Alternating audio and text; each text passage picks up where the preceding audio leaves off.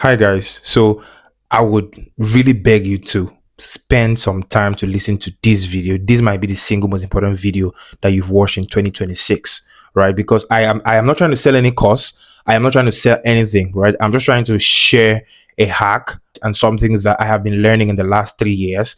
And I think it is sort of summarized in something I saw today. So I came on something and I thought it was going to really be a very important basis to talk about it. The idea is, what game are you really playing in life? Some persons want to get promoted, to the top of their career. Some persons want their goal in life is basically to rise up in their organization. Some persons' goal is just to relocate to new location, right, where they would have better economic opportunity. But sometimes what we surmise as the game we are playing is just a subset of a broader game. So it's great that you sort of understand the game that you are playing, but not just that, also understand the game that is ongoing in the world, because you could be using the strategy from an outdated game in the 1960s to be playing a game that is no more the way to really build wealth and leverage for the goal you have, right? So if your goal is wealth in 2026, you might want to understand the game that's ongoing in 2026 and how to play in that game, because you sort of are not the one defining the game. The game changes based on the market, the demand, the opportunity, the world's geography, and what the demand is. Your own role is to identify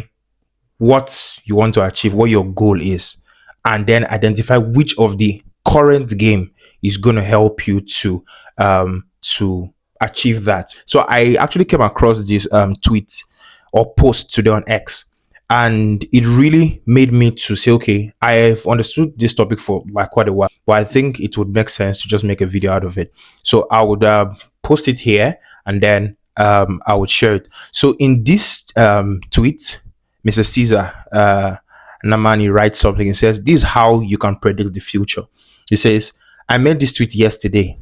The closest prediction of your future is the result of the top guy in your industry.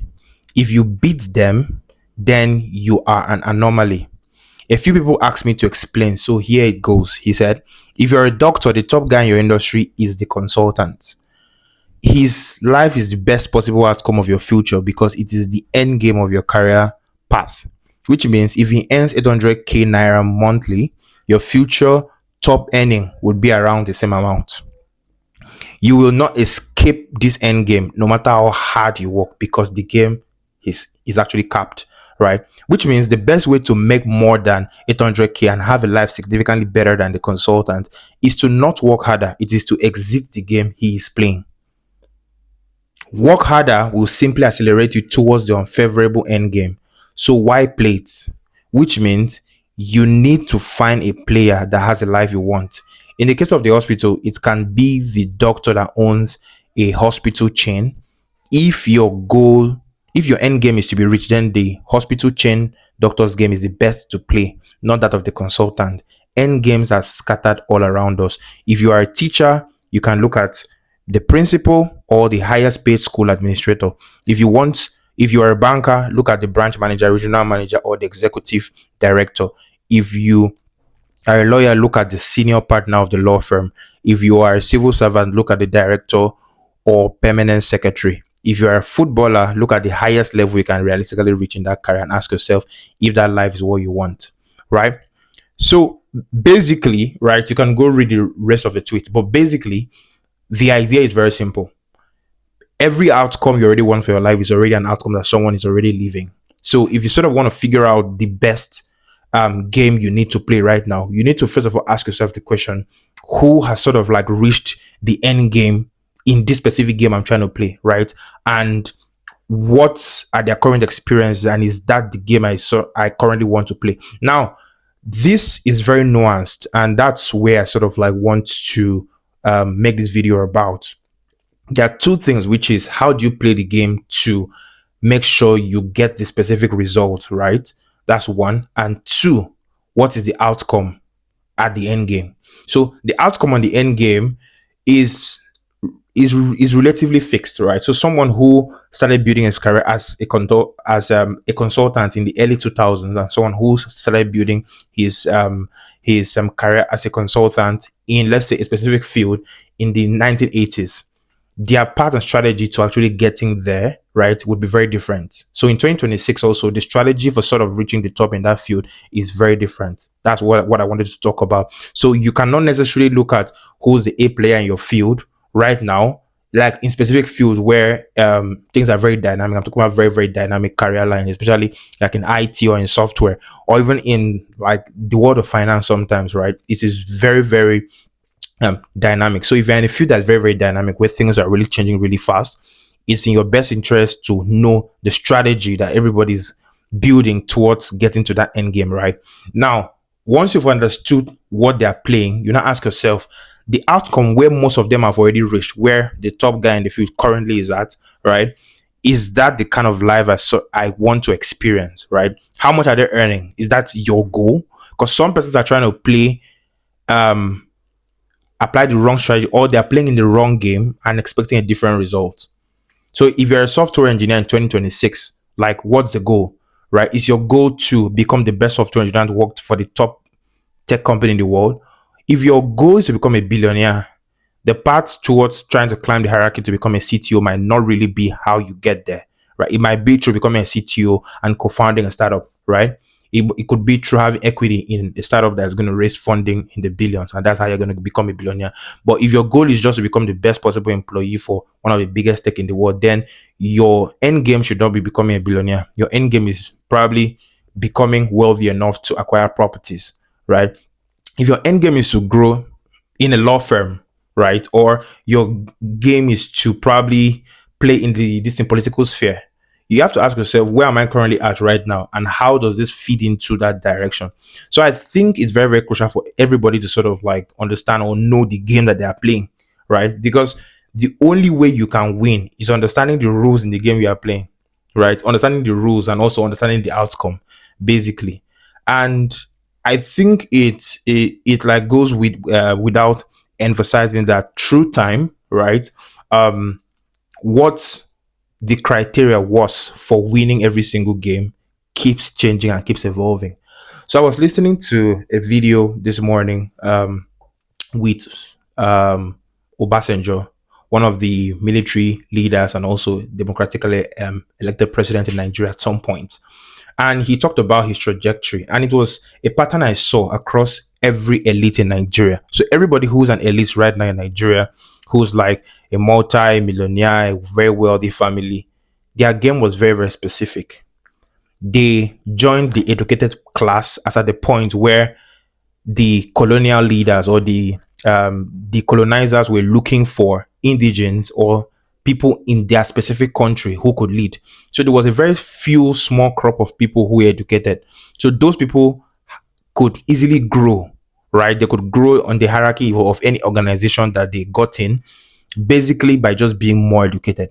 So you gained a lot by like getting an MSc, you gained a lot by getting a PhD and growing in one organization. Maybe you become a director, or you become a general, or you end up becoming a minister in that field. That was the trajectory. In 2026, the game is changing in ways that is so fast, and if you're not careful, you might not be able to understand what's going on. So how is the game in 2026 changing? Education is still very important, but now a lot of persons are educated. So it is going to be very difficult to try to play the 1960s and 1970s game and saying, I want to get more degrees so that I can climb the ladder. That's now more tricky, right? Yes, there could be a crop of people who still try to play that old game and then probably get successful. Maybe somebody in the inside who already has leverage just pulls them in, right? But that's not the game that you might want to just focus on. In 2026, right? Growing leverage and growing your field, right? And the game that's currently at play is a bit different. It's a combination of different strategies. So you have the education route, you have the reputation route where you have to build reputation in your industry. You have the ecosystem route where you have to understand a specific ecosystem. Then you have to understand capital, how capital moves in that specific ecosystem. Then you have to understand positioning, and then you have to understand network. And then you also have to understand what the technology drivers are in that field. For instance, right now, the main technology drivers are AI, right? So in 2026, the game is not just about getting degree and stacking it in just your field alone. It has to be a combination of things, right? It has to be the degree, the network, the reputation, media and distribution. So some persons are creating content, not necessarily because we want to become content creators, but by sharing on the internet, right? We get to build new networks, which is very important to the 2026 game.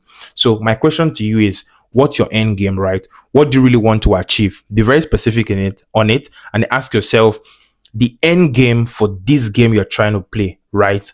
What is the outcome like? Is it really what you want? And then what game are you playing? So you must make sure that your game is sort of about tying together and connecting different ecosystems.